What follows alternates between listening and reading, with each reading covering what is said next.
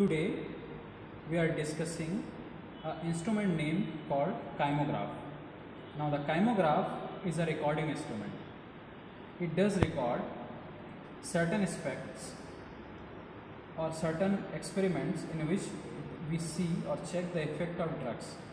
Now the kymographs has two types. That is an electricity driven kymograph in which the drum or motor is driven by electricity, and second is a spring driven kymograph. This is an electricity driven kymograph. Now let's discuss about the part of this instrument. Now first of all, it is called a screw lift device. This is called a screw lift device. Then this is called drum grip. Drum grip. Now the drum grip, the function of drum grip is to lock or unlock this drum. This is a drum grip. Now this is a cylinder or drum. It is a 15 centimeter of diameter of drum in which we have to wrap around a smoke paper, a paper in which we have to record our readings. Then this is called main spindle. This is called main spindle. This stem is called main spindle. Now this is a revolving strikes. This is called revolving strikes. Now this is a motor box. This is a box, a motor box.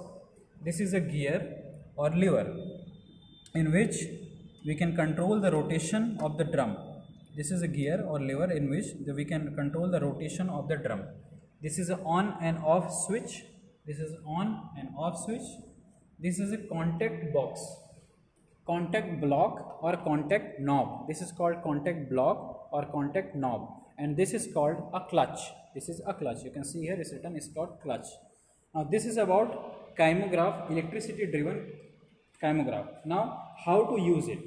We have to take a smoke paper in which we have to wrap around it, and then we have a lever in which will be connected to the other experimental instrument, and it will record a variation on this smoke paper and it will rotate by electricity driven kymograph.